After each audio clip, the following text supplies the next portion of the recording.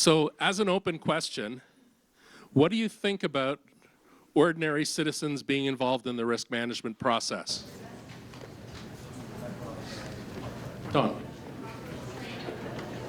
If they're properly trained, she thinks it's good. I would agree. What does proper training look like? Do they need to have training like we all get? Do we need to train them in things like motivational interviewing? Do they need to have training in, how to score the static, stable, and acute? Do they need training in how to offer sex offender treatment?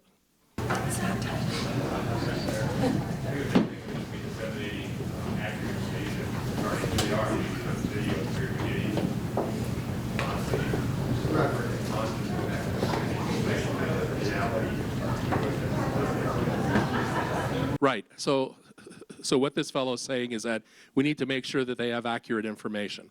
And I would wholeheartedly agree. And unfortunately, there have been times when the media hasn't been very helpful for us. That is changing, by the way, however. And one of the things that I've observed, at least, is that when something goes horribly wrong, and this happens for us, sort of depending on where you are in the country, maybe 2 or 3 times a year you've got one of those completely, totally horrendous blow-up sorts of things. And for the first, I'd say, 3 to 5 days after we find out about it, the media is really intensively in that kind of quite negative approach to things, and at times could be quite lurid, and sort of panders to the fear side of the house. But after it stops being newsworthy at that level, I find that a lot of the news outlets will then start to look for, well, what solutions do we have? So after they've just completely freaked us all out for 3 to 5 days, they then start to spend a little bit of time trying to, say, but if we're going to respond to this, this is maybe how we should do it. And that's actually how I often get a lot of the news interviews that I get. They'll go searching on the net, they'll find circles or they'll find other sorts of things, and I'll get a call or Drew will get a call and we'll do an interview at that point. At some point in the future, it would be nice if we could be doing that at the same time as the holy shit, be afraid. But so far, that hasn't really worked yet. In terms of the training, I think that our volunteers probably need to have a level of knowledge about things like motivational interviewing or kind of risk assessment or what happens in treatment, but more so that they can be knowledgeable and helpful friends and associates and influences, as opposed to people who are actually going to do that work. So they may be the ones to say, I went to the 3-hour seminar about sex offender treatment, and they said that people who show big changes in their life, kind of abruptly, that's usually a sign that something's gone on. What's happening with you? So not we're going to sit down and do psychotherapy, but as being someone who's attuned to those sorts of things that might signal problems. You had your hand up, I think. Maybe some of the warning signs people that do a lot of manipulation, turning children to really understand the grooming process. Right. So what this woman is saying is that volunteers probably need to have some knowledge of what some of the sort of hot button issues might be for some of the higher risk guys in terms of sort of deception, secrecy, grooming, things along those lines. Not necessarily because they're going to do anything about it specifically, other than be the person who says, you need to bring this up with your PO or you need to address this in treatment, and then sort of follow up on that as a means to hold people accountable. But we don't expect that they're going to do that themselves. So actually, in our trainings, and Drew's going to talk a little bit more about this later, but we have a certain idea about what a volunteer needs to have as core training before they can sit in a circle. And we want to make sure that they get that in advance. So A, they understand what their role is going to be, and B, they have enough tools to do that reasonably well. But then we have like a almost like a continuing education approach where once every couple of weeks there will be a 2-hour seminar in the evening, often given by one of the local professionals on topics like substance abuse, interpersonal violence, kind of risk assessment, those sorts of things, Again, not so that we're creating paraprofessionals, but so that they have at least enough knowledge about what it is that's happening with their core member so that they can be helpful volunteers. So in terms of a sort of science-informed answer to this question, the research is really clear. People who are socially isolated and who have no linkages to pro-social, sorts of guidance and feedback tend to do most poorly. And if you think about it, every single person we're talking about here has engaged in at least one act of bad sexual problem solving. Given no external supports or guidance, chances are that maybe that might happen again. The way to make sure that that doesn't happen is to surround themselves with people who are oriented towards them having some success in life. And the research is very, very clear about this. And in fact, not just with respect to offenders, we know this about pretty near any problem that we as a species might have. If we try to manage things on our own, we might be successful. But if we involve others in helping us to do that, we're almost always more successful. So if you're trying to quit smoking, you should probably tell your friends and family members that you're trying to quit smoking so that when you light up, they'll say, I thought you said you were trying to quit, and hold you accountable. If you're trying to lose weight, like I kind of perennially always am, I share that with people, so now you all can hold me accountable as well. So let's see if that works. All those sorts of things. You're trying to quit biting your nails, but we talk about the silly ones now, but the other ones are also really, really important. Substance abuse, right? Nobody ever beats substance abuse by themselves. People who have, long-term mental health difficulties, especially those sorts of mental health difficulties that sort of promote isolation, they don't get better by themselves. They get better when there are other people there to help them do the right things that, whether it's take their medication or stop doing things that interfere with the medication. Those are all, sorts of problems that we experience that we're better off if we have assistance. And, what the literature says is when people find themselves being involved in bad behavior, whether it's bad sexual behavior or violence or other crime, people always do better when they have a strong pro-social support network, exactly the sort of thing that we're trying to promote through circles. So let's talk about where this came from. And we're going to talk about a guy whose name is Charlie Taylor. This is Charlie. Charlie, I met Charlie in 1994. And the way I met Charlie was, at that point, I was the chief psychologist for the Ontario Region Community. My office was in, in the first little film clip we saw, where they were, sort of picketing and holding up the signs, that was like right outside the window of my office. So that was my office building. And the guy that they were picketing was my client, who ultimately became Drew's client, and I think he'll tell that story later. But the situation was that I was things are done a little bit differently in Canada without getting into too much sort of differentiation there. We have one uniform criminal code from coast to coast. Here in the US, things can change even at the county level. In Canada, what's against the law on the West Coast is similarly against the law on the East Coast. There are some sentencing guidelines, and you might find that some provinces are a little more stringent than others, but they're always within a certain sort of range. In Canada, we don't have the same sort of approach to sort of state versus federal, or kind of provincial versus federal. It's based entirely on the length of sentence. So if you get a sentence of 2 years or longer in Canada, you go into the Federal Correctional Service.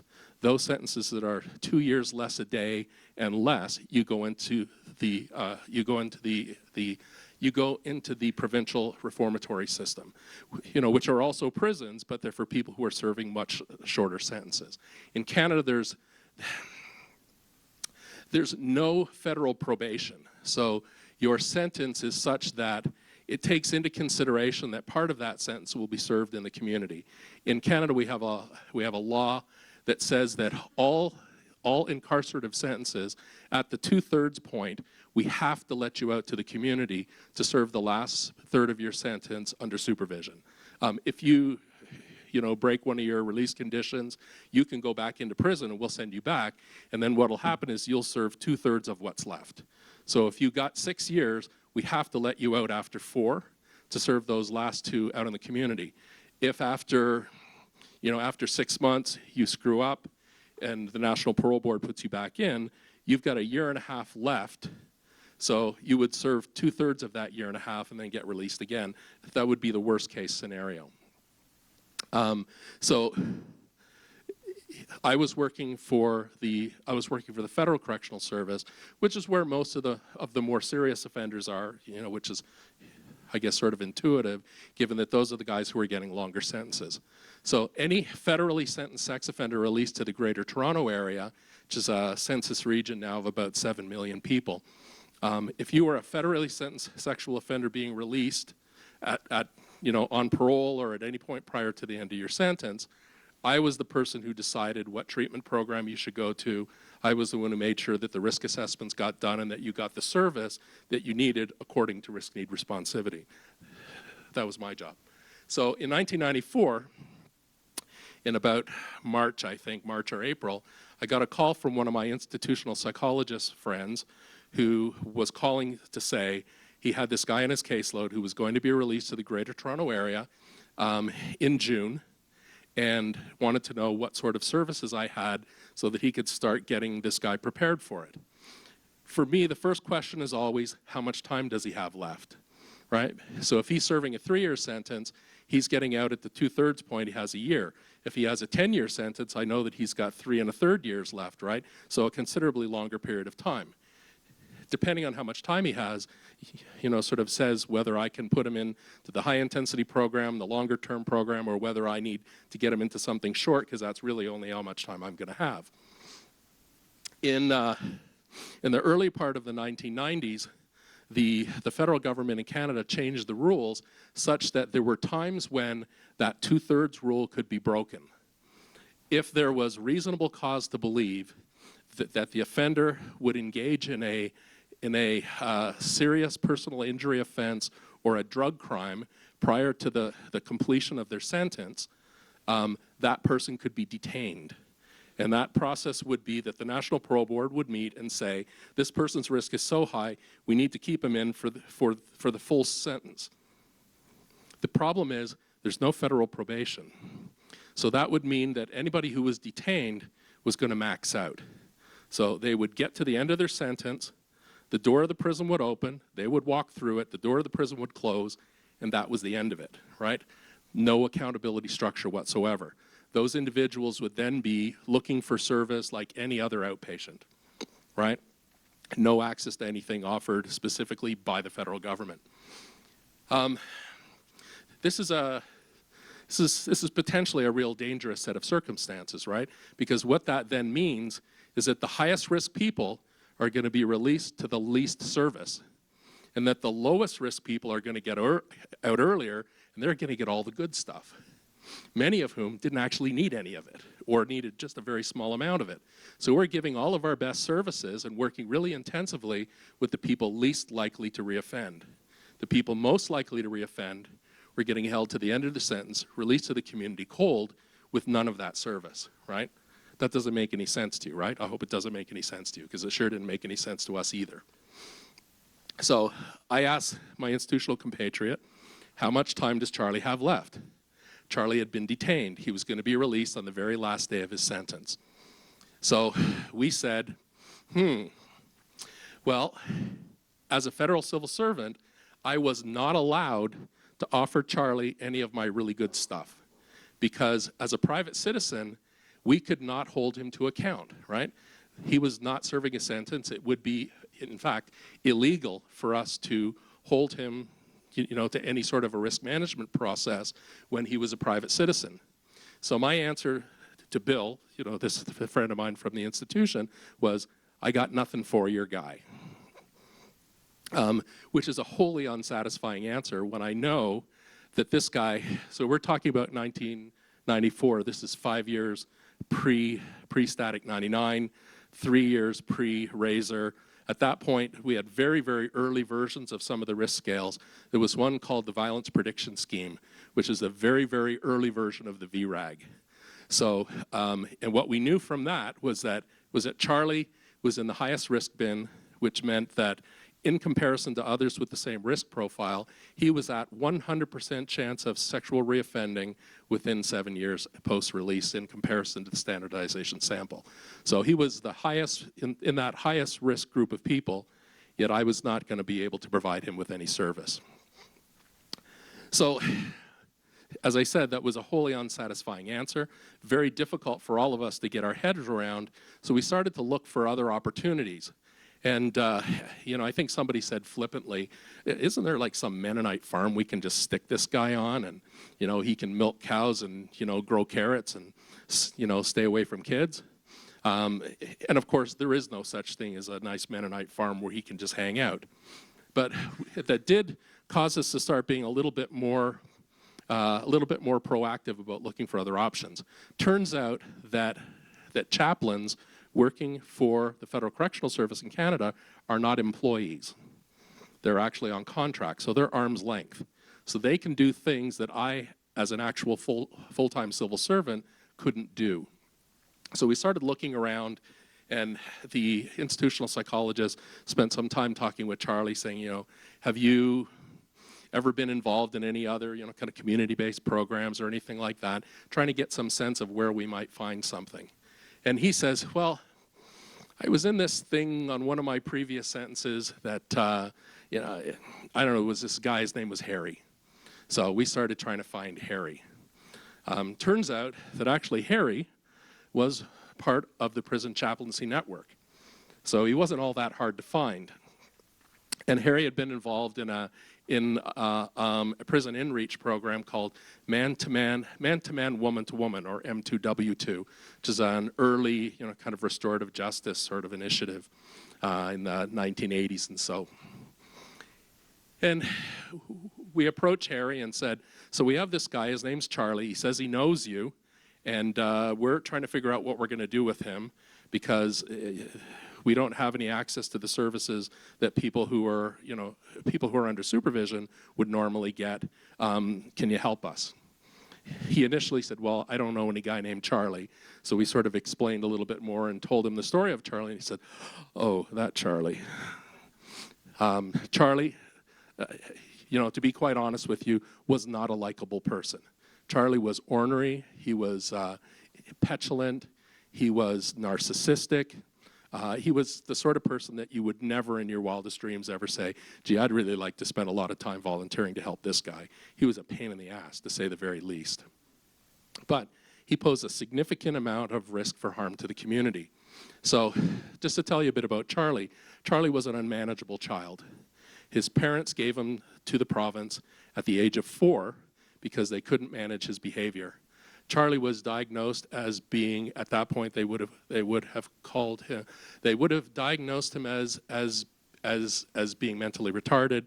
Now we call that intellectually disabled, but he wasn't actually. But as often happens to people who are mislabeled, he lived down to expectations. So for all intents and purposes, Charlie was very cognitively limited as an adult and had been for the majority of his life. So he was institutionalized at age 4. As often happens in those sorts of settings, the older children prey on the younger children, the staff prey on the younger children. Charlie was repeatedly sexually abused as a young child, and when he came of age, he just fell into the role, right? He was now somebody who was going to be able to do that to others. And actually, as you know, sort of luck or a lack of luck would have it, he rather liked it. So he found his way into the juvenile justice system, and as an adult graduated into that. And at the time that we started talking about him in 1994, Charlie had never been free in the community for longer than 4 to 6 months at a time.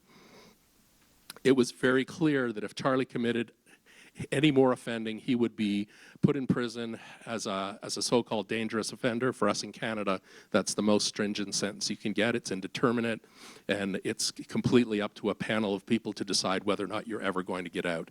Most people designated as dangerous offenders in Canada either die in prison or they they get released when they're in their 80s or 90s. So it's a very long and a very stringent sort of sentence.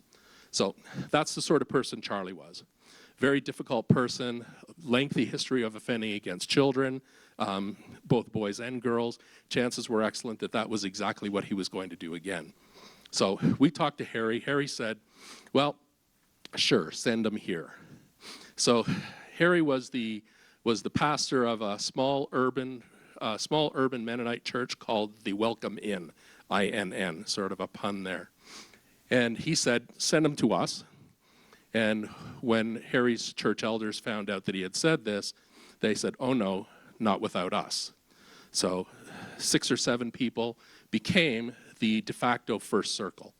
Very organic process, very grassroots, no real sense of what it was that they were going to do. They just, kind of recognized that somebody needed to do something. When Charlie was released to the city of Hamilton, which is probably the next largest city to the city of Toronto, just around, it's about halfway between Toronto and I think Buffalo. It's a city of about 500 to maybe 750,000 people, so large but not huge.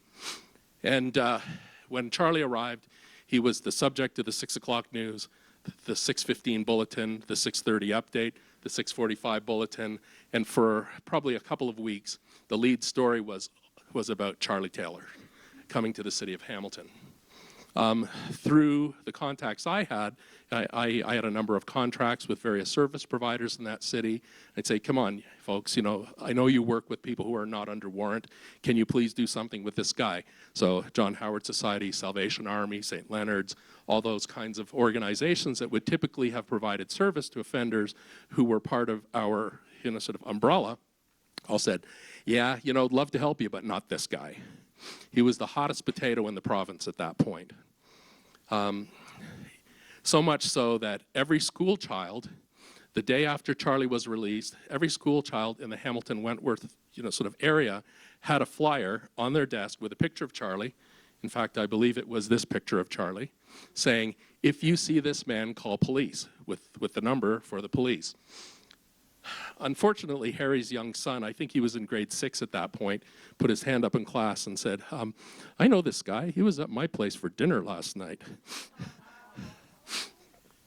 Which led to some difficulties for Harry.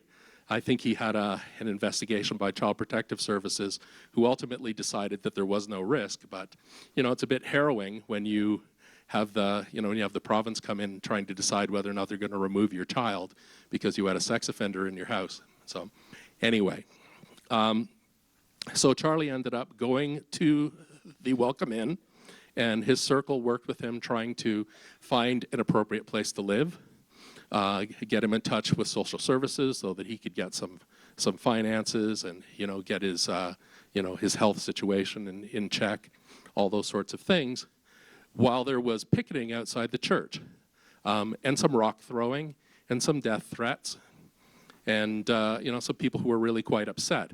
Understandably so, right? They've been told 4 times an hour that this is the most horrible guy on the planet, and he's in your city. So, you can see why people are upset. But at the same time, this is a guy who's holed up in the basement of a church, basically going nowhere except with the escort of 2 or 3 people at a time. The Hamilton City Police put him under around-the-clock surveillance, and by the time they had finished with that, they had spent almost $1 million in overtime. One guy, holed up in the basement of a church. Entirely risky guy, don't get me wrong. This is the sort of guy, if he didn't have a circle, he would absolutely have sexually reoffended probably within weeks or less. So, the risk is there, and I'm not trying to minimize that. I am trying to say that perhaps some of the response to it might have been a little overkill, but, we'll get to that point later. So, essentially what we have now is this group of people who have decided that they're going to spend some time with Charlie to try to replace some of the pro-social support that they might not have gotten otherwise. At this point, we had no conception of the outer circle. We just had the inner circle. We had Charlie and these sort of elders from Harry's church. Part of the process was that my boss allowed me to work with Harry, because Harry was on contract to the Federal Correctional Service, so I could provide guidance to Harry, who could then use that guidance to assist with Charlie, but I couldn't do anything for Charlie directly. So, you know, I got to be, I guess, one of the first members of that outer circle. And we had some other folks as well. We had some other psychologists and other kind of probation and parole folks who could also bring some skills to bear. And essentially what happened was that days went into weeks, went into months. Charlie didn't reoffend. And in fact, Charlie was out in the community for, I always forget how many years. So he was in the community for 12 years, never having been charged with another sexual offense. So that's the first little bit, but let's step back a bit. So about 6 months after Charlie was released, there was another similarly high-risk guy, and you're going to see a film about him in a moment. His name was Ray, and Ray was actually such a notorious offender in Canada that I think he now has maybe 4 pieces of actual kind of law named after him. Just because of the level of risk he posed and the sort of scenarios that he found himself in. This was a guy who also had lifetime history of sexual offenses against children. The overlay from Ray, however, was that some of his fantasies about children were actually quite sadistic. And we had some concerns that not only was he going to sexually molest children, but that he might do some physical harm to them over and above whatever physical harm they would have from the sexual abuse. So we had some great concerns about that. And based on the successes that we had from Charlie's first circle, we then decided to use the same approach with Ray. And, you know, as I said, you're going to hear a bit more about him in a moment. We had similar sorts of experiences with Ray. Ray was never again charged with a sexual offense. Ray was put on a peace bond in Canada. It's the same sort of measure that might be used if you're one of those, you know, kind of celebrity stalkers that tell you you're not allowed to be within, you know, 1,000 feet of someone or not allowed to be in a certain place. It's kind of like being on probation, but without being on probation. It's a proactive measure. So Ray was on one of those, and he was a virulent alcoholic, and his thing was that, you know, part of the conditions of this peace bond for him was that he wasn't allowed to drink. And he was generally pretty successful at that, to the extent that he had the largest collection of one-year medallions of anybody I'd ever met. Because after he got his one-year medallion, he'd get shit-faced. And you kind of celebrate. So the only crimes he ever got charged for was the violation of the order that said not to drink. And after the first couple of times, they stopped charging him because he would routinely phone his circle and say, "I'm drunk," and somebody in the circle would go and manage that. But, you know, he again lived the rest of his life never having engaged in a new sexual offense. So on the basis of those 2 relative successes, we decided to try and figure out if we could operationalize this. And the first step to that was, you know, at some point it's always going to come down to money, right? If you want to have some sort of organizational structure, you have to have some degree of funding. The Mennonite Central Committee of Ontario decided that they would be the stewards of this project. And they started putting together some you know, basic guidelines and some, you know, sort of training ideas about how they would work with their volunteers. And this is when we started thinking about not just circles of support, which is what we had come to at that point, but circles of support and accountability, understanding that with the support must come accountability, that you can help people make the right decisions, but when they don't, you need to actually have some mechanism to deal with that not following the rules and to bring them back on side. So at that point, we expanded our understanding of what we were doing to include this, you know, kind of accountability structure as well. And representatives from chaplaincy, from the regional headquarters for Corrections Canada, and some folks from Mennonite Central Committee went to the Federal Solicitor General, who would have been the minister in charge of you know, that you know, kind of area of work, and said, "This is what we're trying to do. What do you think about, you know, giving us some seed funding?" At that point, the minister said, the federal government has no legal responsibility for the people you intend to work with. They're no longer serving sentences. They're private citizens. The government of Canada has no responsibility for them. To which at least one of those smart cookies said, well, hold on a minute. You're the federal government. Aren't you responsible for all Canadians? And the minister stood back and said, you might have a point here. I may not have a legal responsibility, but I probably have a moral responsibility. And on that basis, the minister gave funding to the Circles Project in a very interesting way. I've been I've been an administrator for the last probably 20 years of my career, and I've never seen a contract like this.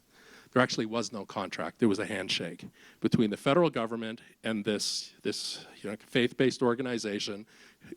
Basically, the minister said, you say you're going to do this. I think you're going to do it. Here's some money to do it with. Thank you very much. No deliverables, no written contract, no nothing, just a handing over of money. It's an entirely bizarre way that any government would ever do anything, but that was the original funding. On the basis of that, we started to build the Circles Project in South Central Ontario, because I had been there at the ground level, and as a person who'd been trained as a kind of behavioral science researcher, it was my perspective that we needed to build in a research model, because at some point, someone was going to go, hey, wait a minute, that contract has no deliverables. And there's no written contract. How do we know that this is actually working? How do we know that the money we're spending is actually getting us anything? So I built in the research structure from the beginning, so we started actually collecting data. So that's the story of where Circles came from, and it started to be applied to more and more offenders released to similar circumstances as were Charlie and Ray. And it just sort of built organically. And as people in other jurisdictions in Canada heard about it, they then decided to do the same thing. We lent some support, some guidance. They ended up getting some funding on their own, or didn't, or found some way to run bake sales or God knows what. And they ended up having Circles projects as well, to the extent that at its peak, what do we have, 17 projects in Canada, Drew? Yeah, and then we started going to conferences. The first conference at which we talked about Circles of Support and Accountability was the ATSA conference in Arlington in 1997. So that was the first time we talked about it. And in that audience were two probation officers from Olmsted County, Minnesota, who decided to go back to their jurisdiction and try and do the same thing. And that was the first, I think, approach to trying to do Circles work here in the US. We eventually got invited to go to the UK and spent a week there teaching them about how to do Circles, and now they have a large national charity called Circles UK, and actually at times probably do better work than we do in Canada. But this is the sort of international proliferation. But there's some pretty simple stuff, I think, at its core.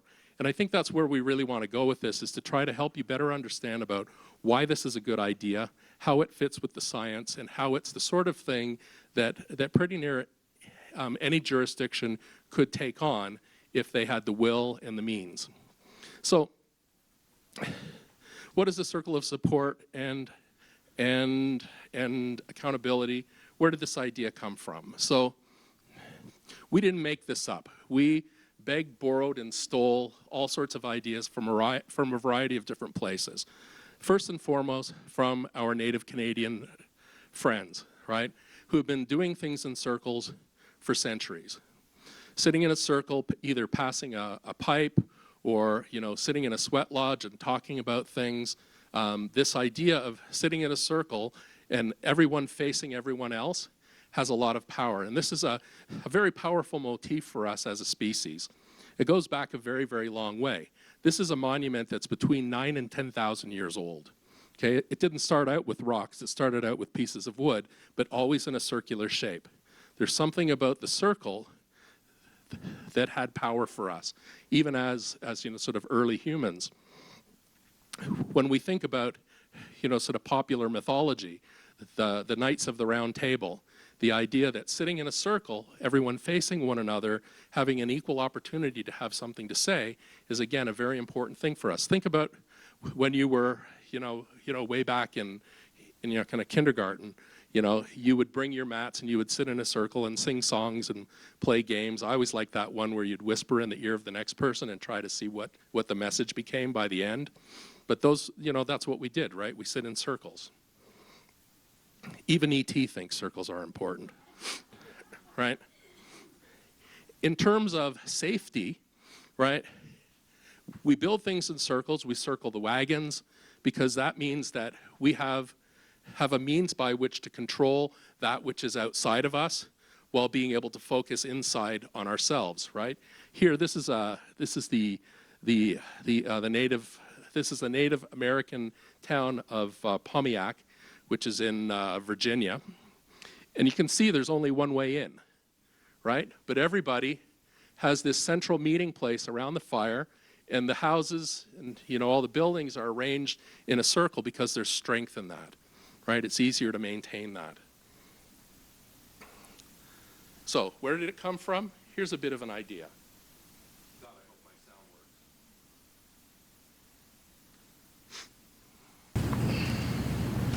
I have authorization.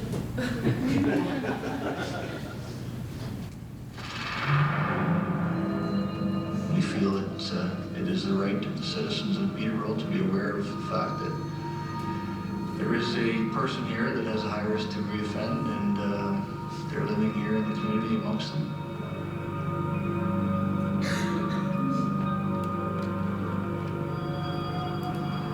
I was fearful, literally. I wouldn't say I didn't deserve it, but I was fearful for my life. This guy's got absolutely nobody.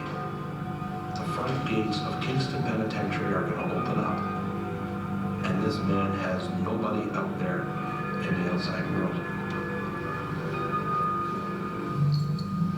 Ray Boudreau was released from Kingston Pen in 1994. The system couldn't hold him any longer. He had served all of his sentence. When he came out, the community exploded.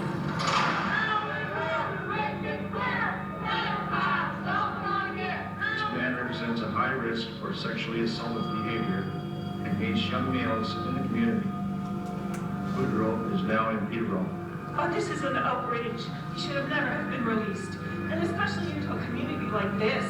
How many... It hit the press that he was getting out Ray Boudreau, the child molester, with 32 different convictions.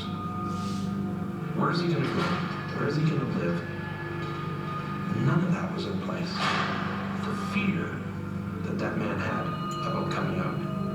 And I just thought, I just can't ignore this. Out of Ray Boudreau's release and those of others like him came Circles of Support and Accountability, a volunteer program funded by the Correctional Service of Canada.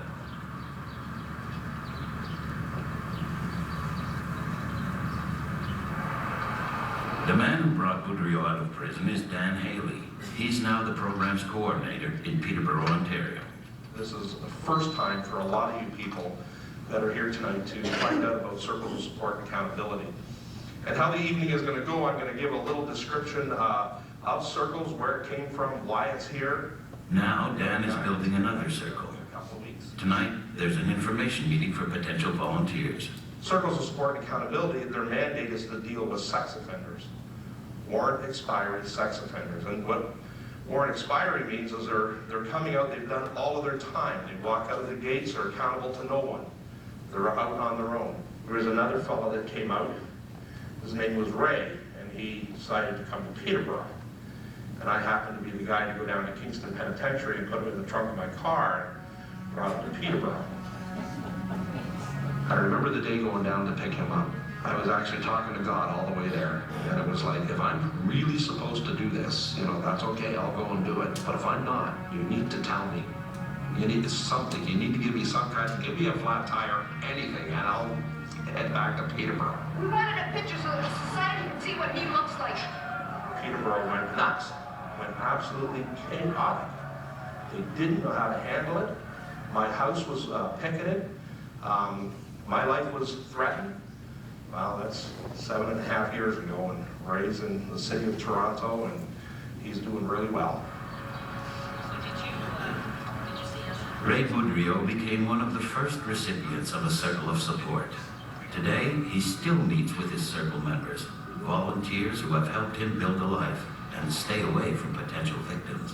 If people are familiar with Alcoholics Anonymous, you know, it's kind of the same thing. Instead of having one sponsor, they have 5, 6, 7 sponsors, one for each day.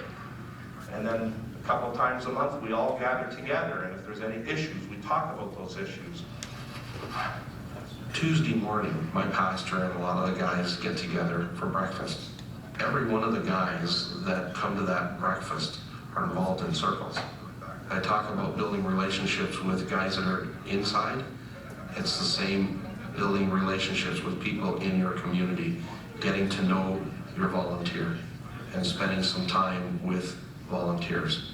It's given them an opportunity to know me, ask me lots of questions about the work that we do, and it's back to building a relationship, getting to know people. The Peterborough Police have a team of officers who deal with sex offenders. So we've received notification that this offender has been released on warrant expiry from a workgroup institution and will be relocating here. How long was he in for? So we got 4 years in 1987, a 7-year sentence on the most recent incident. There is a history there. He doesn't know anybody here in town, no family in this area. There's a lot of research that's done. We try and get as much information on the offender's life as possible, including their offense cycle, and what type of programming that they've been participating in while they were incarcerated. He's not likely to commit a violent act against a victim, but he is likely to reoffend, commit another sexual offense according to the parole. Right.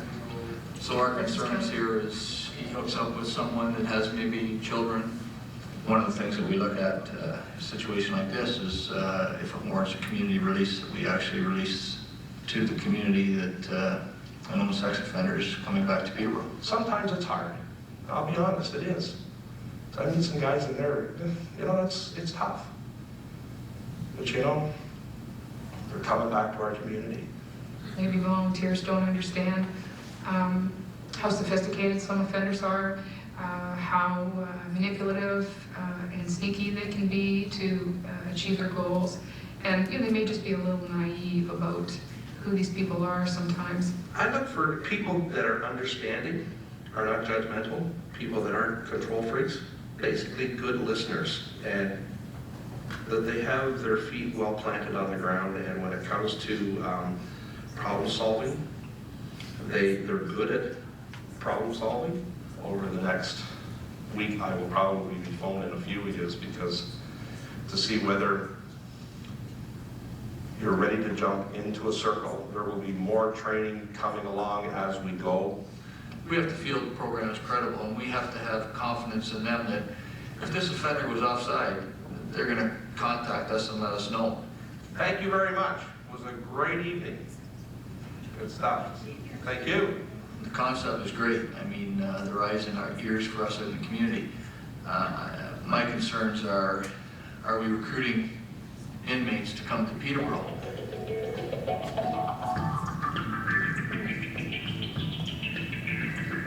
Dan Haley has invited the police to the first training session of the new circle.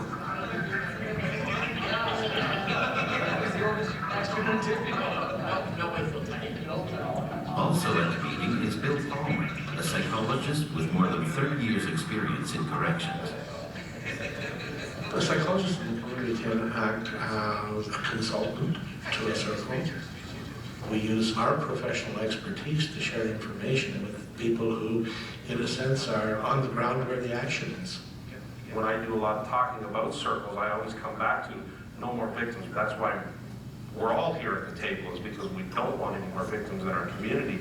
Hopefully I never have to phone the police and turn around and say, hey, we have a problem. But the guys know that if I have to, that I will.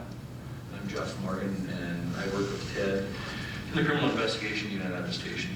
Tonight is my first meeting I'm interested in meeting some of the volunteers to just get a little bit more background, the circle itself. A couple of things that Dan's asked me to explain is Joe's on what's called an order of probation. Basically, it's a relatively new section in the criminal code, and it deals with people that have been convicted of offenses against children under 14 years of age. Men like this will, after 2 or 3 or 4 years, convince themselves that they are now safe to be a Sunday school teacher. Right. And it's up to the circle to convince them that 10 years or 20 years into the future, it's still not safe to be a Sunday school teacher. Most of them are not 24-hour-a-day, 7-day-a-week predators who are looking to exploit somebody. They exploit people in moments of their own weakness. And part of what the circle's job to do is to make sure that that moment of weakness never gets carried out. And I think that awareness of what the ex-offender is trying to accomplish is important. I think virtually every man who comes out of prison has some sort of notion of the kinds of situations that he should avoid. The kind of relapse prevention plans that we put in place are meant to be shared with other people to provide an assist to the man to avoid those kinds of situations. These guys, it would seem to me, from their perspective, they never stop paying for their crimes. I would suggest that it's not that they never stop paying for their crime. It's more that they never stop being who they are. Now, you know lots of alcoholics who don't want to drink again. I know lots of sex offenders who don't want to offend again. The point of the whole exercise is how do we support and help them not to do that. Now, somebody that I don't know, Joe, except I meet him, he's in my church. I need Sunday school teachers. Get all excited and recruit him. How would you tell me? Well, okay, I can go to another client that has chosen to go back to, he has come to church with me, and he has chosen to go back to his own church. When he did that, I said, fine, no problem, but I need to meet with the pastor. So I went and I met with the pastor, and they are in the processes right now of doing up a contract. Being the typical police officer, the odd red flag goes up, like, you know, why are they coming to Peterborough? What is their motivation? Why do they want to come here? My concern is that we're bringing some offenders to Peterborough that have no community ties here whatsoever. By the time guys reach the stage in their lives that these guys are at, very, very few of them have any community ties left, have any personal ties left, are welcome in any community, anywhere, and they're less welcome where they came from than they are in most other communities.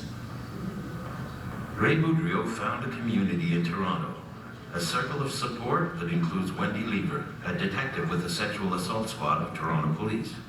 My first comment in my mind was, I put these guys in jail. I don't support them when they get out. I was intrigued and I was interested. And my decision was, well, we'll give it a try. And I can remember sitting in a circle with Ray and with 5 or 6 other members. And my thought initially was, these people have no idea what Ray is going to do, what he's about, and I do.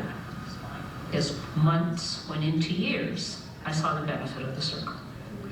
I saw very Christian, very giving people who were willing to be available to this individual 24 hours a day. I saw Ray blossom, saw him grow in his thought process, in his life, in his involvement in his community. I think what really caught my interest was, maybe this works, maybe it does. I dealt with lots of pedophiles who, as soon as they were out of the system, within a very short period of time, reoffended. And there I was putting them back in jail. Nothing seemed to work. The treatment, the custodial sentence, nothing. And what I've learned from the circles is we all need support. We send pedophiles back into communities with no support whatsoever. And we say to them, we're going to let everybody know you're here. We're going to hound you. In fact, the community where you're going absolutely hates your guts. But you know what? Let's see if you can make it. The first learning curve will be when you get to the point where you can say, hey, this guy's a lot like me. And the second learning curve is when you get to the point that you say, but he ain't exactly like me. He needs help for a long time because he's got one problem, just one problem that I haven't thought. So in a sense, it's two learning curves. One is learning to relate to the man, and the second is helping him to stay safe through that relationship. I think both things are involved.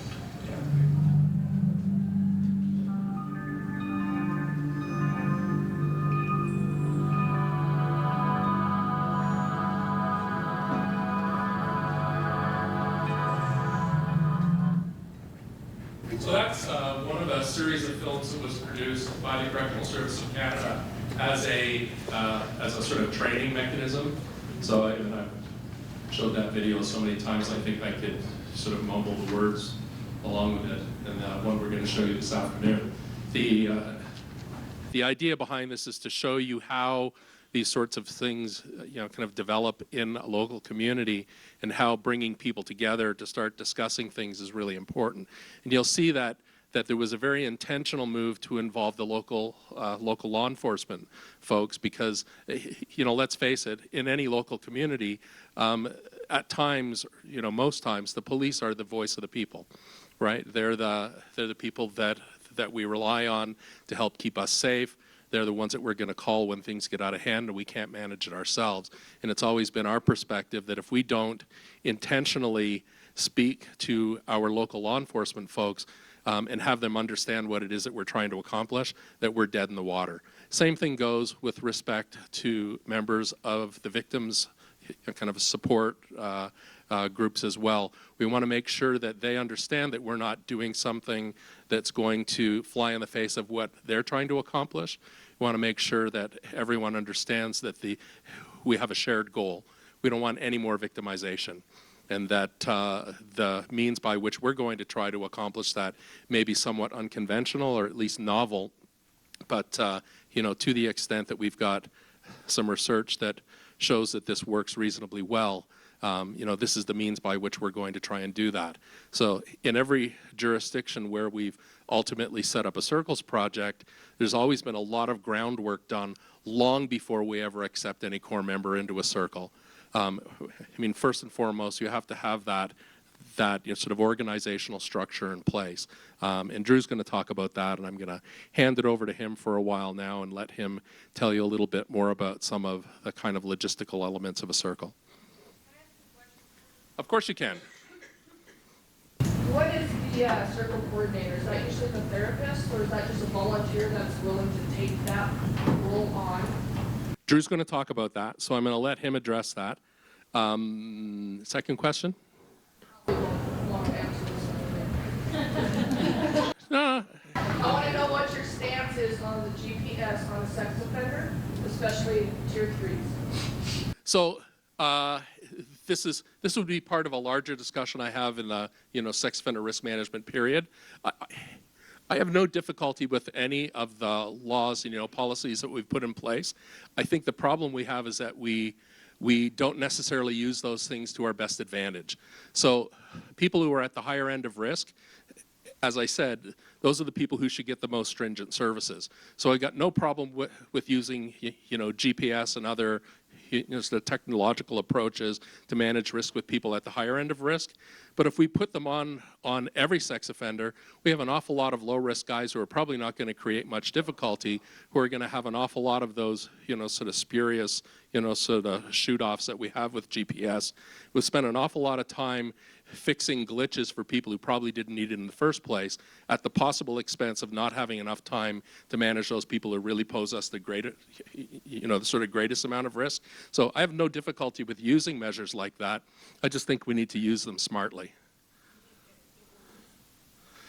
Do I think it works? Well, I think there is some preliminary research that would suggest that to the extent that it provides another layer of, I think, kind of accountability, that the offenders know that they're being monitored, and that it maybe makes them a little more cognizant of what they're doing. Let's face it. There are some people who just don't care at all, and they're just going to do whatever they want. They'll either cut it off and abscond, or they'll try to find some other way to thwart it. For people who are inclined to try and do well, or for people who want to follow the rules, I think it's a neat way to help them do that. And it maybe provides a bit of a reminder about paying attention to what those rules are. I think, once again, I think in a lot of places where we use GPS, we use it too broadly. And that maybe we should reserve it for those people who truly need it, and not necessarily run ourselves in circles over supervising people who probably don't need that level of supervision. And I would apply this to a whole lot of different things, kind of residency restrictions, kind of 1,000, 2,000, 2,500 foot rules, the extent to which we use the polygraph, all of these sorts of things. These are relatively expensive tools that we should reserve for the people who need them the most, and we should be mindful of the fact that we can make people worse. And that, if we over-supervise them, if we put them under such strict and intensive supervision that they can't do all the things that made them low risk in the first place, that potentially we upset that apple cart. So, there's that sort of delicate balance between making sure that the people who pose the greatest degree of risk are being managed appropriately, while at the same time making sure that we don't, unnecessarily make things worse for others.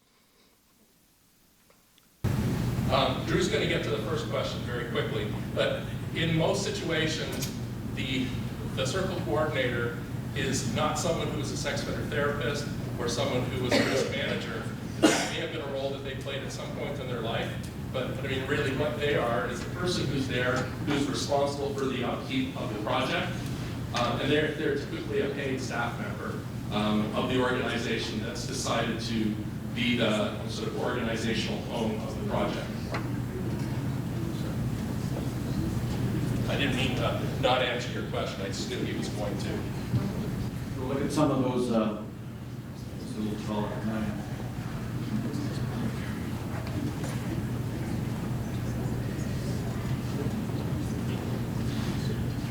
Good morning, and I'm very happy to be here on the campus of the University of Montana. Hey, John Krakow, if you're listening, record this. I could never get through that book. I tried, and it's probably one of the worst. Do you know what I'm talking about? Hell yeah, someone said. Yeah. I've read some of his other books, but and enjoyed them. This was just, I don't know what happened to John in that book. That was just terrible.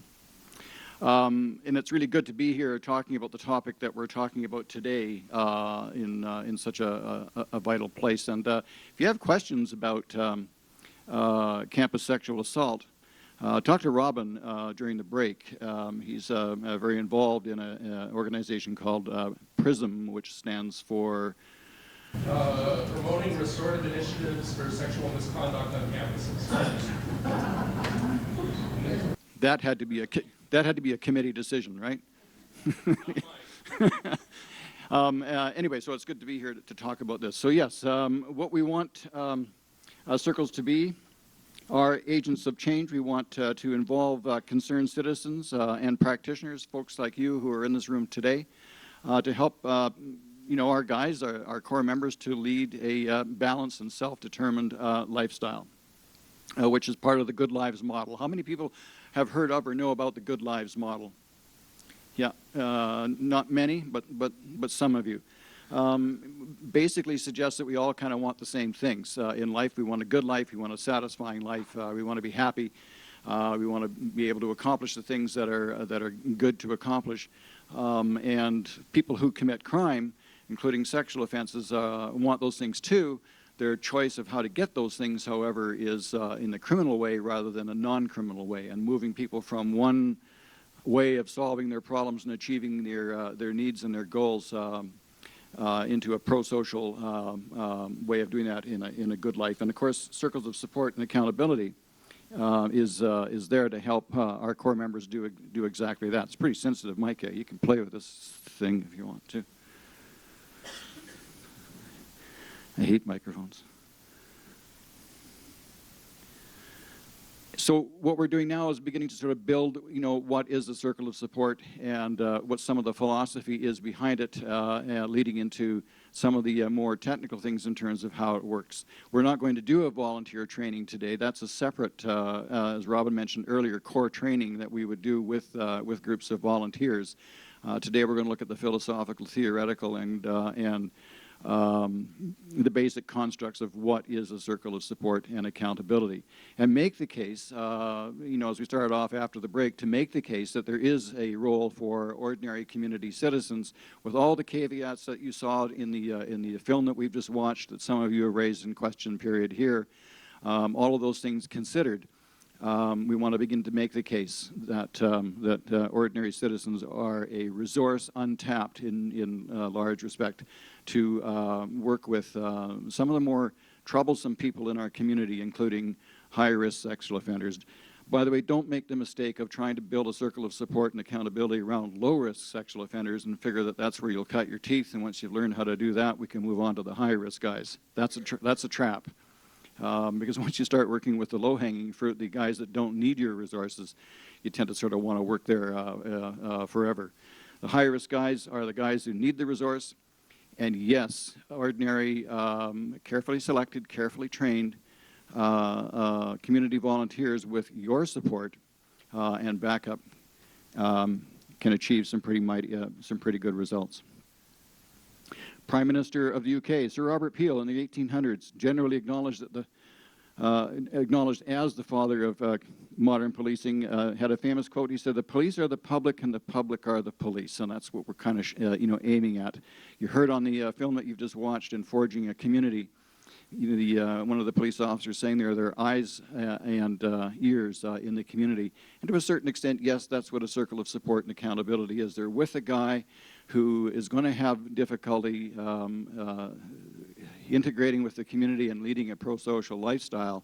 They're going to be with him a lot longer, more often, more frequently, and at night or in the evenings when most of us go home after 5 o'clock. Not all of us, but many of us go home after 5 o'clock. The circle of support and accountability will still be there. To police, yes, but also to support and hold accountable our core member. Jane Jacobs is now I have to, probably going to have to read off the screen. I just had cataract surgery in both my eyes, and this eye is working really well. I'm blind as a bat in this eye. so I'm sort of looking over at Robin's screen here, and I can't read it. I think I know what's on there, but I'm going to probably have to just refer, and that may interrupt the sound a little bit on what we're talking about here. But Jane Jacobs, a really good book, if you can lay your hands on it, is The Death and Life of Great American Cities, talking about how we construct our cities, how we build our public places that either work or don't work. And some of the things that she said is to first understand that the public piece, the sidewalk and street piece, is not kept primarily by the police, necessary as police are. It's kept primarily by an intricate, almost unconscious network of voluntary controls and standards among the people themselves and enforced by the people themselves. No amount of police can enforce civilization where the normal causal enforcement of that piece is no longer there. And we've seen that when it's broken down. We've seen that here in the United States. We've seen it in Canada as well, and we've seen it across the globe. That when society breaks down and people don't want to follow the rules anymore, you can have police up the yin-yang, and that's not going to do anything. It's you and I, as private citizens who agree to maintain that sidewalk piece and that street piece. And so long as we're cooperative in doing that, you know, things work fairly well, and the police are there to make sure that those of us who decide not to do that are taken care of. So already, whether we realize it or not, it is ordinary citizen. It's our citizenship and our membership in society that keeps the peace largely. And we're going to do that now with Circles of Support and Accountability in a more focused and intentional way, similar to the film, the title of the film that you've just seen, and that is To Forge an Intentional Community to work with our core member. We've asked this guy to come back. We told him the law says that he has to come back to a community somewhere in the continental United States. Somewhere this guy is going to come out of jail and back into a community. That's a really large, that's a huge task. When I arrived yesterday, you know, at the airport, and it's my first time in Missoula, it's my first time in Montana, you know, honestly, I looked around, I wouldn't know where to go, right? I had the resources to get a taxi cab. I had a hotel reservation, I had a place to stay, I had housing, and I had friends who would meet me here that I'd met over the telephone. Robin was already here in the advance party, finding all the great pubs and restaurants and stuff like that, which, you know, are necessary to survive in society, right? Except for our core members, they can't go to the pub, many of them. If I had to do that on my own, if I didn't have the hotel, if I had no money, if I didn't have any resources, that becomes a gargantuan task. A circle of support and accountability, you know, Dan's describing it as 6 or 7 people in the film that you've just watched. In practice now, you know, some 20 years after that film was made, we realized that it's probably 3 to 5 volunteers optimal for a circle of support and accountability, as you've seen and will see some more ad nauseum in our diagrams that I'm going to show you. Is the first community that we want our core member to integrate with. If he can get together with 3 to 5 people in that intentional community and work out his life with them, with their help and their support, then we can move him on, or he can move on to the larger community, ever expanding until he's finally settled into this community in a peaceable way. So that's what a circle of support really is. It's an intentional community, the first community that we're going to ask our fellow to integrate with. Now, in one of the earlier slides, you know, is there room for community supports? You saw the research that was below it. The first one on that research was Nils Christie, Norwegian fella, he just passed away a couple of years ago. And he opines, and I think this is really important to note, that the conflict that we experience in our community, that our communities are made up as much from conflict as they are from peace. I'm going to paraphrase this slide because I can't read it and talk to you at the same time, so you can read the slide. But communities are made as much from conflict as they are from peacemaking. And what's happened over the years is that we've professionalized conflict. And that's what we do. That's most of us in this room. We deal with conflict, and we deal with people who break the law and people who are coming back after breaking the law. We've professionalized that to the extent, and I know that this thought is going you know, on in some of your minds, and by all means put up your hand and challenge us on what we're talking about here. But it comes to the point where we say, as Wendy Lever, the police detective, said on the film there, I'm really concerned that these people are going to be are too naive. They're not going to know how complicated these guys can be, how manipulative they can be. I do. That's what I've gone to school for. That's what I've trained for. That's what I've done the last 20 years or so of my life doing. And now you want me to hand that over to community volunteers. I don't think so. That's the extent to which we have professionalized conflict. And if we continue to do that and not allow the community its appropriate role in helping with that task, then we largely cease to become communities. We don't know how to handle conflict anymore. We don't confront it. We get people who picket outside. You saw the picket lines there in some of the film. Did you see where the kids were there? Mommy, daddy, you know, make the bad man go away. How sick is that? You know, I mean, maybe you want to protest about, you know, somebody you don't want to have in your community, but then to haul your children along with you? Give me a break. Or the community, I was on an open line show just last week in Vancouver and got the same comment as you see on those picket lines to this day. Right? How could they release this guy to a community like this where there are children? It gives me great pleasure to be on an open line show and say, ma'am, where is there a community where there aren't children? And this community is privileged over that community over there or that one in another province or another state? I don't think so.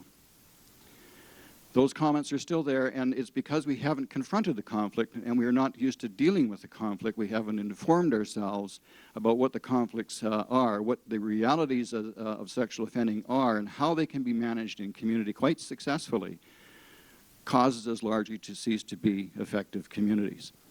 So one of the goals, one of the stated goals of Circles of Support and Accountability then is not just to support a sex offender. In fact, if I went out into the community of Missoula or Billings or Helena and said, I got an idea, let's support all the sex offenders in our community. I don't think I'd last very long, neither would you. I've talked to politicians in my own country about this and saying, if you go out and tell your constituents, you know, on election night that what we want to do is support sex offenders, you won't get elected. That's only part of what we do. That's the method of how we reduce victimization in our community. Our stated goal is to reduce victimization, but it's also to provide really good, we hope, solid, up-to-date information, data about what is sexual offending in your community. What does it look like? What do victims of sexual assault, what do they experience?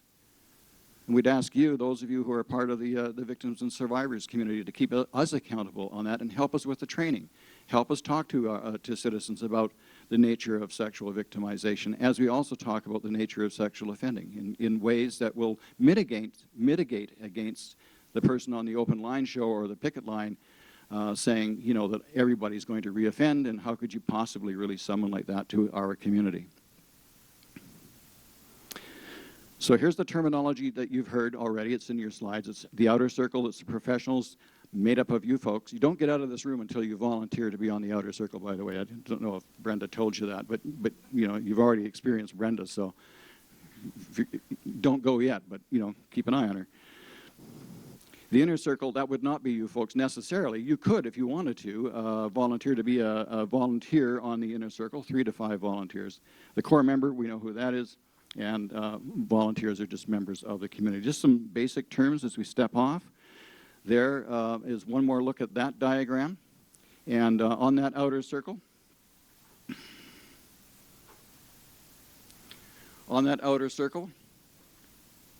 we have correctional officials, law enforcement people, we have people from the victims and survivors community, social workers, professional people who can act as backup, who are sort of the safety net, the social safety net, or rather the safety net, sorry, of the inner circle and the core member. That's the role that you play. Ma'am, you have a question way at the back of the room. How do you see, I work for a job service in Helena, where do you see us fitting in? Would we be on the outer circle? I mean, we're certainly not, you know, mental health professionals or anything like that, but we help with the employment piece, which is, you know, when they come out of correctional facilities, they have to be employed. Right. So is that where you see us fitting? Are you an NGO or are you a government organization? Yes, we're state government.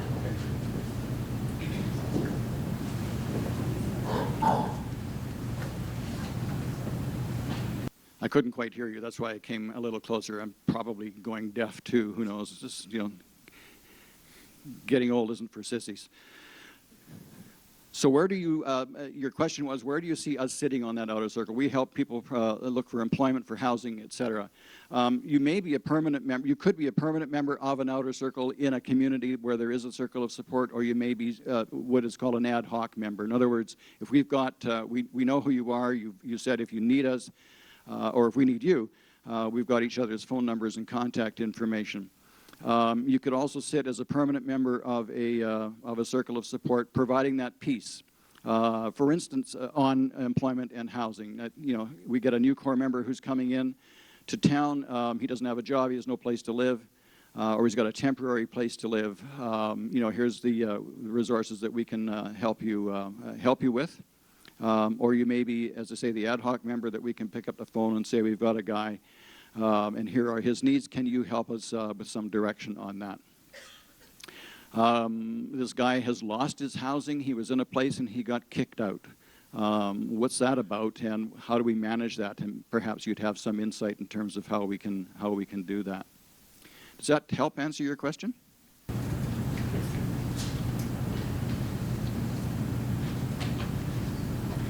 So we may have mental health professionals there as well, people who are used to dealing, say, with schizophrenia or fetal alcohol syndrome spectrum disorder, rather, and other sorts of things. Again, as permanent members or as people who are aware of the circle of support and have volunteering your services to do a training for volunteers, or someone we can pick up and call if we've got a problem and we need to do some problem solving. Come back to that outer circle idea again in just a moment.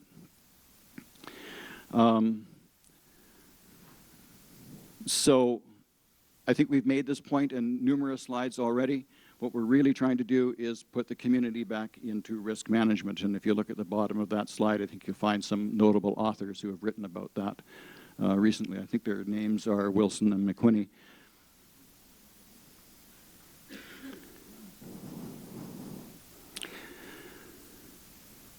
In a more dynamic way, there is your circle of support. Neat slide, eh? Can that core member, after a period of time, actually end up being one of the volunteers? Oh, great question. Question is, can that core member, after a period of time, become one of the volunteers on a circle? People who do that, I think, in my experience, most purposefully are the folks in Colorado who are doing circles in Boulder, Colorado. We actually have some footage of core members who are now volunteering on the circle. Our recommendation is don't start out that way. You want to build an organization that is credible, that has credibility amongst this population, the people in this room, and in your city. So your core member can contribute in terms of his experience. You may have somebody who's served time for a sexual offense come and talk to your volunteers and say, this is what it's like being a sexual offender, here's what my life is like, here are my experiences. A very valuable contribution of someone who's committed a sexual offense. We usually feel that someone should be free of sentence and free of supervision for a period of at least 5 years before they are considered as a potential volunteer on a circle. They have to have, I think, demonstrated for themselves and for everyone else that they got the lesson, that they're in the community and have been there for a while. And we would talk with law enforcement and probation and parole and everyone else. He would get a special interview to make sure that this person is no longer a person of interest and is no longer somebody who is a concern to the community and can actually contribute. Personally, and Robin, you weigh in on this too, and what your thoughts are. Personally, I think someone who has committed a sexual offense should, by and large, move on. Go find your life outside of the criminal justice system and outside of the sexual offending community. Build that good life that you've wanted and that you deserve through hard work and staying offense-free. And leave this work to those who are going to volunteer. But it has been done. There are models across the United States and some in Canada where core members have become parts of circles.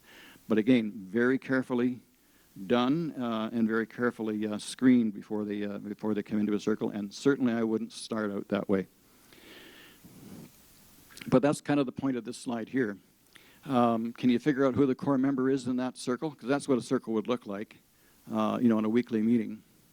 I had the experience once of going to a community in northern Canada that had a circle of support. It was a Mennonite circle. They invited me to come to the community. I met a whole bunch of people, lovely people, and I kept trying to figure out, is that the core member? Or is that guy the core member? The guy that I thought was the core member for sure was the principal of the high school. I hope he's not going to be a core member. That's the point, really, in a successful circle, is at the end of the day, no one's standing out like a sore thumb. and looking like a core member, and everybody's contributing. To this day, I don't know who the core member was in that group. I have no clue. And that's kind of the point. The reality is, you know, for those of you who work with sexual offenders, you know that some of these guys are going to stand out like the sore thumb forever.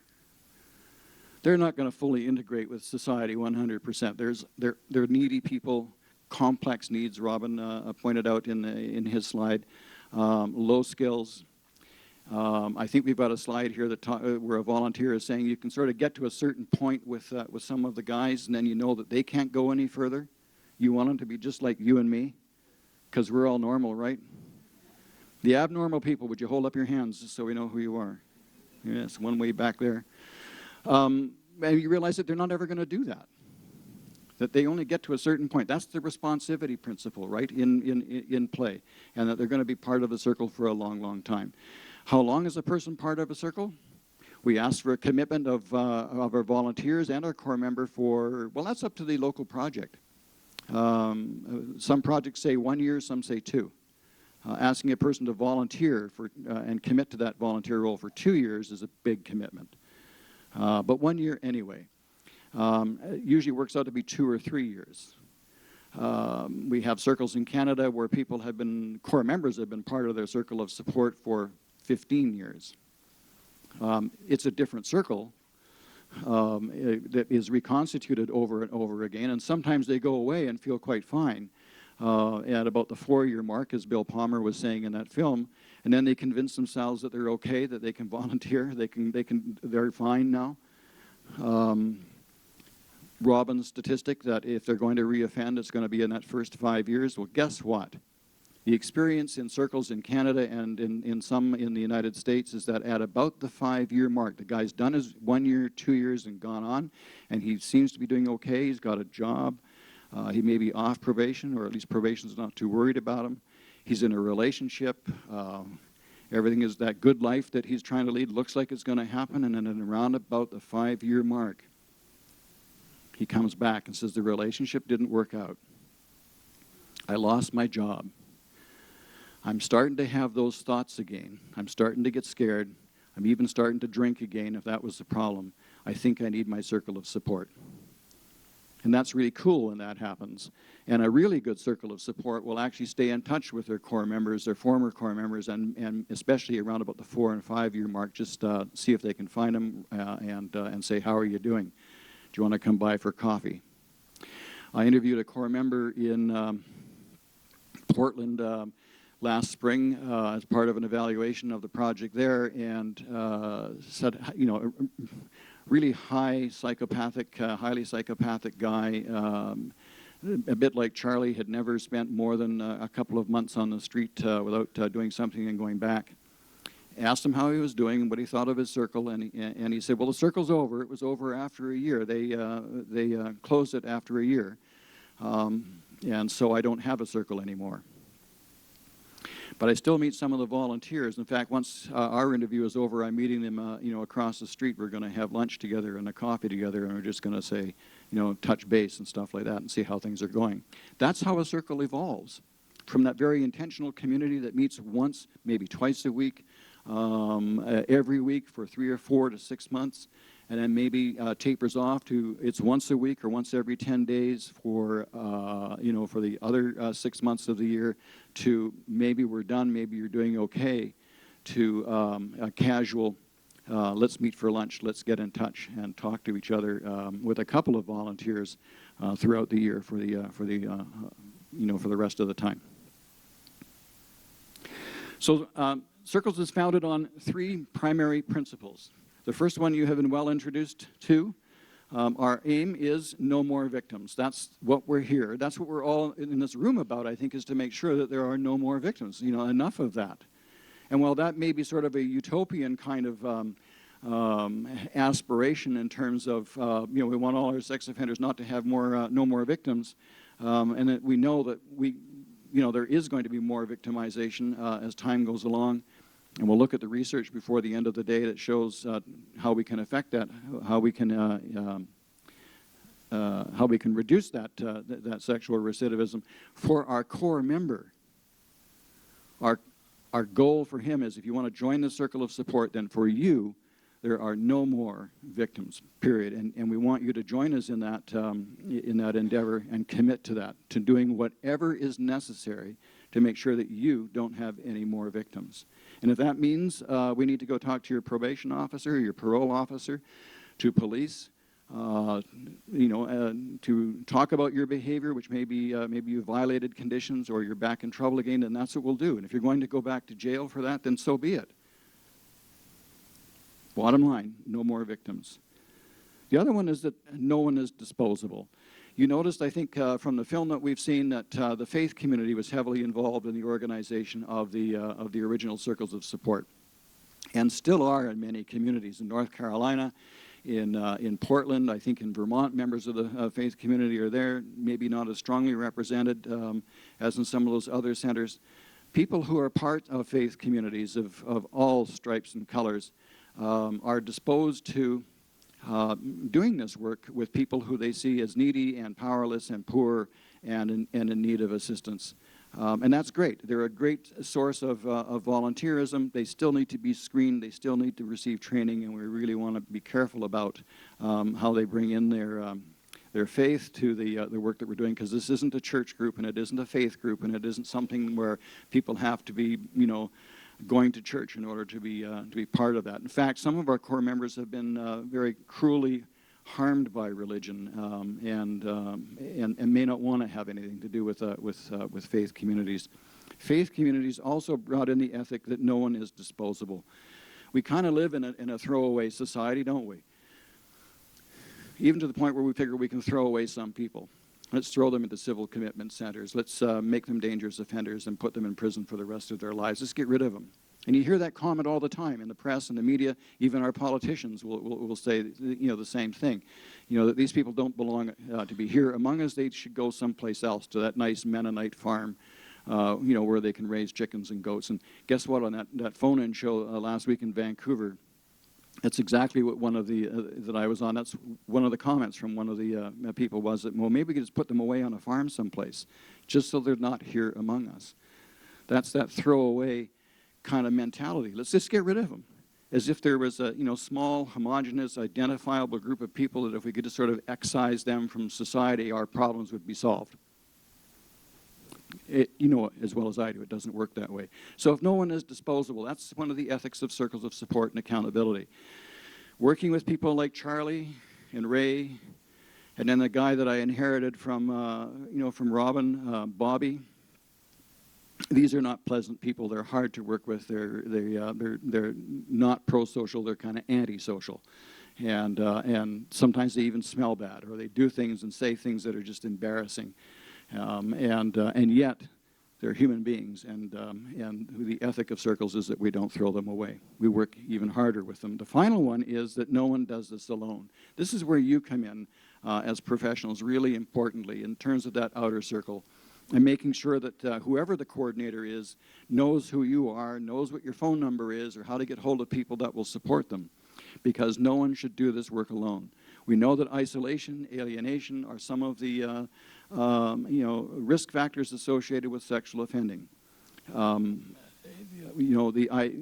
reason that people can continue to sexually offend is because they isolate their victim, because they're isolated themselves. So that factor of being alone is not only not a good idea, it can be outright dangerous for our core members. But it can also be dangerous for us who are working in the professions that we're in. We have colleagues, we have associations, we have organizational structures that we belong to. And I would say to you, as I would say to any volunteer on a circle of support and accountability, if you feel like you're the only one that's doing this, that you're alone in your job or in what it is that you're doing, there's something wrong and you need to talk to somebody about that.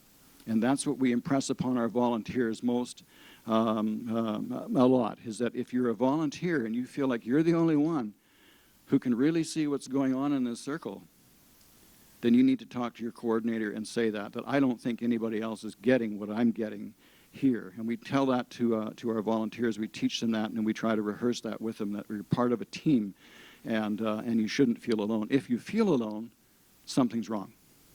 Something is definitely wrong, and you need to talk to your coordinator about that. So there is the need to enlist the support and contributions of local cultural and professional communities such as yourselves to offer support and guidance and mentoring, to participate in steering committees, advisory boards, and boards of directors. What does that outer circle look like? Nice in a diagram, right? We'll see that diagram again in a moment. It's cool in a diagram, but I'm getting the hook here. So, 4 minutes. Come on, give me a break. In practice, what it looks like is you have a steering committee, or you have an advisory panel, or maybe you have a board of directors. You don't need all three of those things, but you need to have something that looks like that. That steering committee that meets once, I would say, in the early stages of the development of a project, about once a month, easily once a month, and more as needed, to come together and say, how is it going? What do you need? Where are the gaps? What are we missing? What are our concerns? And just to support the people that are trying to put the project together. An advisory panel, same thing, to provide advice to the organizers and stuff. That's what it looks like in practice, right? So it's not something that you know, is strange or unique to circles, and that's where your contribution is probably going to be most focal and most important. It also offers a means of accountability to the circle organization itself. So if all of you signed up to be the statewide, in this case, advisory panel or steering committee for circles of support in Montana, it would be too big. It's way too big of a committee. But one of your roles would be, if, for instance, someone like Brenda is organizing circles of support, is to hold Brenda accountable, so that she can be accountable to people and say, hey, I report to them, right? Sometimes they feel like they're reporting to me, I know, but I mean, actually, I report to them. And they can see what I'm doing, and they offer me guidance in what I'm doing, and if we're going down a wrong path or there's a gap, we can be held accountable for that. It's also a model for our core member, that the people who are in circles of support and accountability are also accountable through their steering committee and that outer circle to the wider community. And it demonstrates in a very concrete way that we're all accountable. It's not just you, the core member. I'm accountable, she's accountable, Robin's accountable, we're all accountable, you know, for our day-to-day existence and what we do and how we behave, even if it's poorly. I'll join Robin in saying you can be part of my outer circle now too. I have to, September 1st, I have to, you know, stop drinking wine and quit eating starches and drop about 20 pounds. So my doctor says. I bargained to September 1st. Give me till September 1st. She's on mat leave August 27th. But my wife knows. So Lynn is one of my chief accountability networks. So is Robin. So there's that diagram again. With the outer circle, it's voluntary and community driven. If you start here, as lots of communities do, or want to do, say, I've got four or five volunteers, and I got a guy who needs a circle of support. Let's do circles of support. If that's what you start with, you just made your first mistake. That will never work. If you see an organization in any of your sort of traversing through life that says, we have a circle of support, and this is what it looks like, be very careful, because that is an unaccountable organization. Build the outer circle first. Do that.